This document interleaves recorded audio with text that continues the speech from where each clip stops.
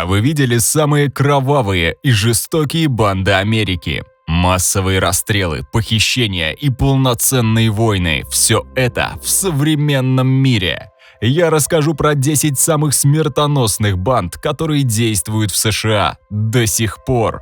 А в конце вы увидите ребят, которые принимают новых членов только через испытание убийством. Куда только смотрит полиция. Ну а вы смотрите до конца. И начну с самой известной американской банды, которая фактически главенствует сейчас на улицах. Мара Салватруча, или МС-13, считается одной из самых мощных и опасных уличных банд, действующих не только в США, но и в ряде стран Центральной Америки, включая Сальвадор, Мексику и Гватемалу. В 2012 году правительство США классифицировало эту группировку как первую международную преступную организацию в истории. Понимаете масштаб, да?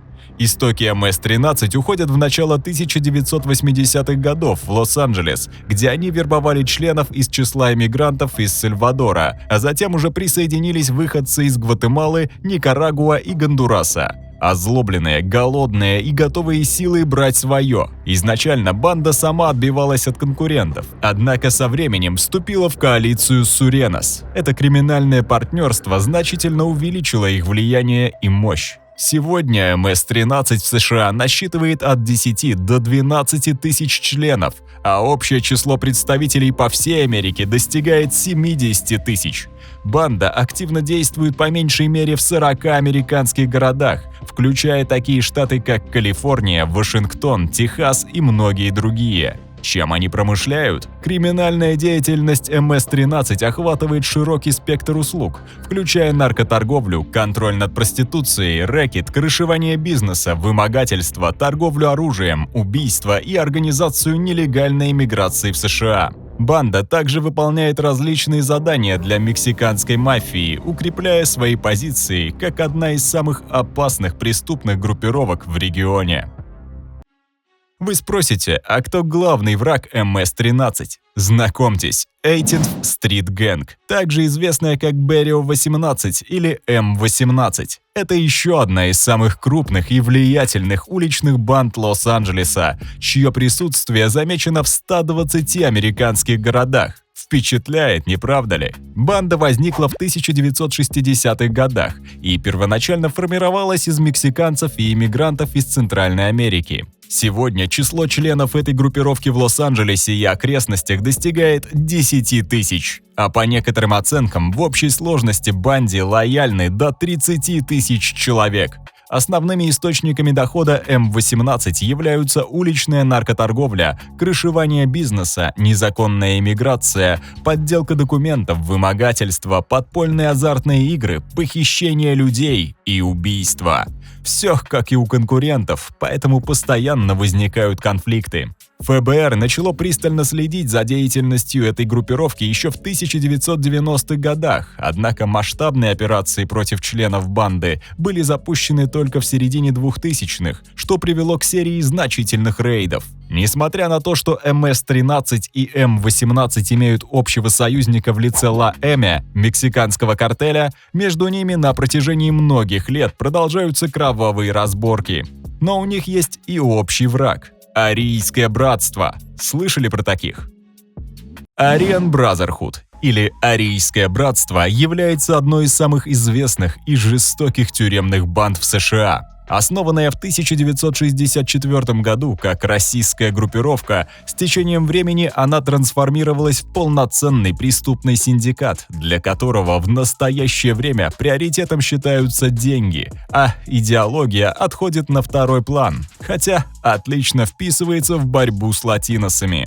Эта банда отвечает за приблизительно 20% всех убийств, совершаемых в федеральных тюрьмах США. Несмотря на свою российскую идеологию, Арийское братство имеет контакты с мексиканской мафией и некоторыми азиатскими группировками, занимающимися наркотрафиком. Однако, согласно информации, банда категорически избегает каких-либо взаимодействий с чернокожими организациями, считая их своими главными врагами. Особенно группировку «Черная партизанская семья». Я про нее расскажу в конце, потому что там расисты даже жестче, чем у белых. Членство в Арийском братстве насчитывает более 10 тысяч человек. Для вступления в банду белому заключенному необходимо совершить убийство, желательно заключенного черной или латиноамериканской национальности. Выйти из банды практически невозможно. Предательство или попытка уйти наказываются смертью. Основные виды деятельности Арийского братства включают наркоторговлю, убийство на заказ и по расовым мотивам, рэкет и торговлю оружием. Вышедшие из тюрьмы члены банды обязаны поддерживать связь с теми, кто остался за решеткой, обеспечивая их деньгами, наркотиками и другой контрабандой. А видели танец Sea-Walk, который лучше не танцевать обычным людям? Его придумали парни из Крипс. Так они притаптывают свой район. Это один из самых старейших и известных криминальных альянсов США, который был основан в 1969 году в Лос-Анджелесе подростками Реймондом Вашингтоном и Стэнли Уильямсом. Банда началась как собрание молодых афроамериканцев, желающих защитить свой район от внешних угроз, но со временем трансформировалась в широко известную банду, которую реально боятся в криминальном мире. На сегодняшний день численность Крипс оценивается примерно в 40 тысяч человек, и они представлены в различных городах и штатах по всей Америке. Этот альянс состоит из множества автономных банд, которые часто ведут между собой внутренние войны, что значительно усложняет структуру и динамику взаимоотношений внутри группировки. Крипс известны своей давней враждой с другой афроамериканской группировкой Bloods. Чем занимаются Крипс? Как и все: убийства, наркоторговля, грабежи, кражи, угон автомобилей, подделку документов, торговлю оружием и вымогательством. Ритуал посвящения в банду состоит из совершения преступления или другого действия для доказательства лояльности группировке. Ты должен замарать свои руки, чтобы быть на равных. Ну и раз коснулся Bloods, которые частенько устраивают бойни с Крипс, то давайте расскажу про них чуть подробней. Это альянс уличных банд, сформировавшийся в начале 1970-х годов в районе Южный Централ Лос-Анджелеса. Этот альянс, первоначально возникший в ответ на расширяющееся влияние и агрессию Крипс, объединил остальные уличные группировки в более мощную структуру для обеспечения самозащиты и усиления своих позиций. Основной символикой Bloods является красный цвет, который члены банды носят в знак единства и символа крови, что подчеркивает их готовность защищать свою территорию и интересы. В рядах Bloods преимущественно находятся афроамериканцы, однако с течением времени к ним присоединились и представители других этнических групп, включая латиноамериканцев и белых. Общая численность альянса оценивается в 15-20 тысяч человек. Преступная деятельность Bloods включает в себя наркоторговлю, грабежи, убийства и вымогательство, что является типичным для подобных уличных банд. Ну и куда же без угонов? В некоторые районы даже власти не советуют заезжать обычным жителям. В лучшем случае провоцируют ДТП и будут шантажировать, либо просто наставят пушку и заберут машину. И что делать в случае угона? Да и если просто попали в ДТП в Америке? Куда обращаться за помощью? Где найти грамотного юриста? Как получить компенсацию, если у вас нет страховки? Компания ДТП Америка помогла получить компенсации на $21 миллион для своих клиентов. Здесь вам точно ответят на все интересующие вас вопросы. Ссылка в описании.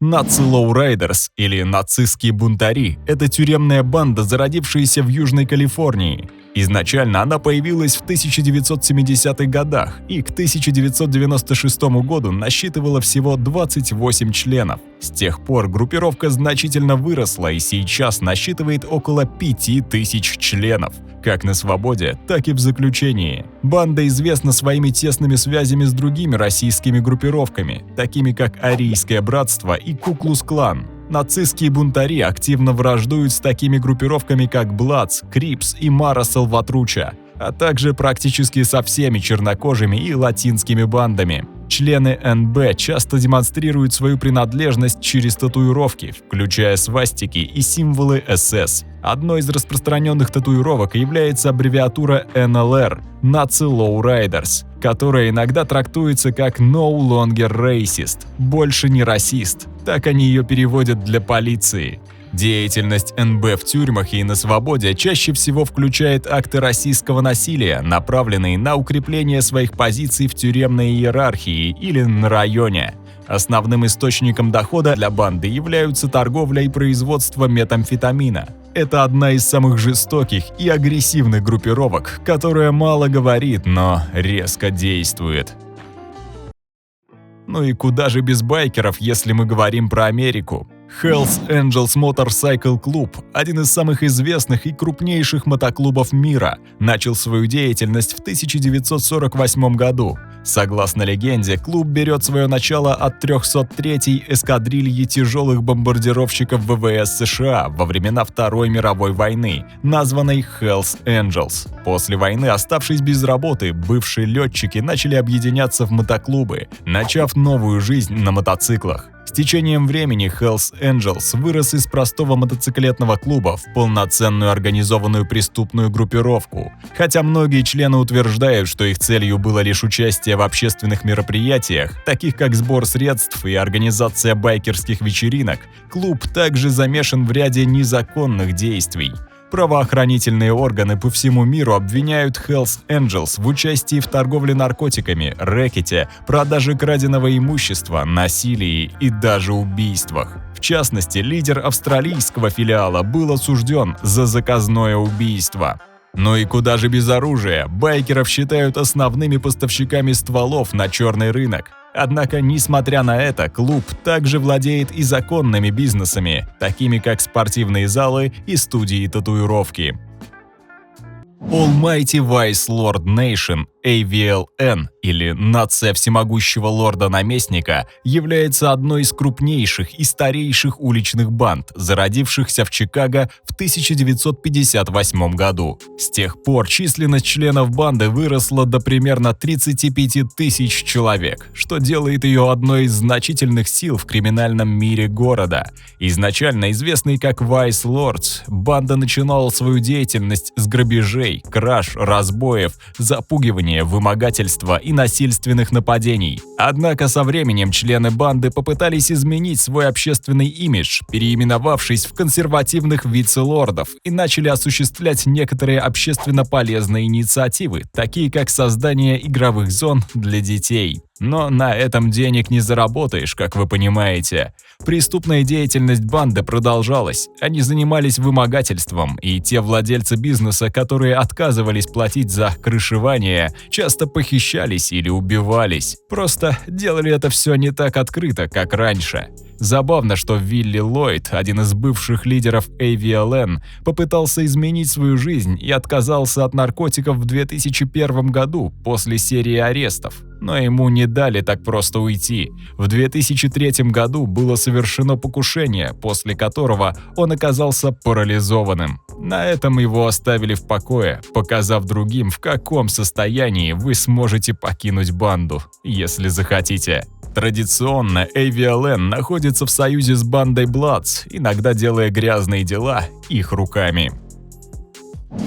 Ну и куда же без Latin Kings, также известных как всемогущественная нация латинских королей, или просто нация. Это одна из самых многочисленных и организованных банд, состоящих из выходцев из Латинской Америки. Группировка зародилась в середине 60-х годов прошлого века в Нью-Йорке, Чикаго и Детройте и первоначально формировалась из молодых людей, прибывших из бедных семей Пуэрто-Рико и Мексики. С течением времени Latin Kings расширили свое влияние и включили в свои ряды выходцев из других латиноамериканских стран. Организация обладает своей уникальной символикой, включая флаг, на котором изображены флаги Пуэрто-Рико и Мексики, венок из 5 стрел и корона. У них даже принята конституция, регулирующая деятельность членов банды. Традиционные цвета банды – желтый и черный. Latin Kings прославились не только благодаря своей криминальной деятельности, но и благодаря культурному влиянию. Их история и деятельность стали темой для множества книг и фильмов. Основные направления их деятельности включают наркоторговлю, вымогательство, оружейную торговлю и убийство с похищениями. Несмотря на отсутствие строгой централизированной структуры управления, Latin Kings действует в 34 странах мира, а общая численность их членов достигает 100 тысяч человек, из которых 25 тысяч находятся в США. Black Guerrilla Family, известная как «Черная партизанская семья» или «Черный авангард», возникла в 1966 году в калифорнийских тюрьмах. Это одна из самых жестоких банд, даже среди тех, про которые я сегодня рассказывал.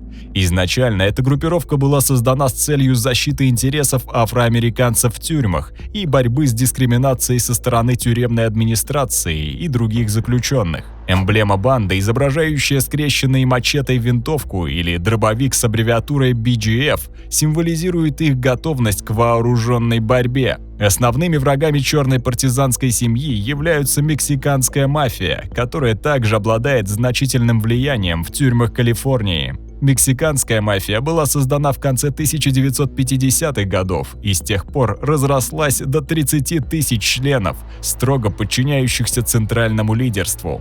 Члены этой группировки принимают пожизненную клятву и обязаны действовать в интересах банды, скрывая ее существование от посторонних. На свободе члены BGF занимаются различными видами преступной деятельности, включая наркоторговлю, вымогательство, убийство и другие тяжкие преступления. Для выполнения особо жестоких заданий они иногда обращаются за помощью к Арийскому братству, известному своей жестокостью и эффективностью в совершении насильственных актов, что даже звучит парадоксально, но лишний раз подчеркивает продажность арийских братьев. Но самое суровое в BGF – это ритуал вступления в группировку. Необходимо совершить убийство в интересах банды для доказательства своей преданности и готовности защищать интересы остальных. Но исходя из того, что банда большей частью базируется в тюрьмах, в этом проблемы особой нет.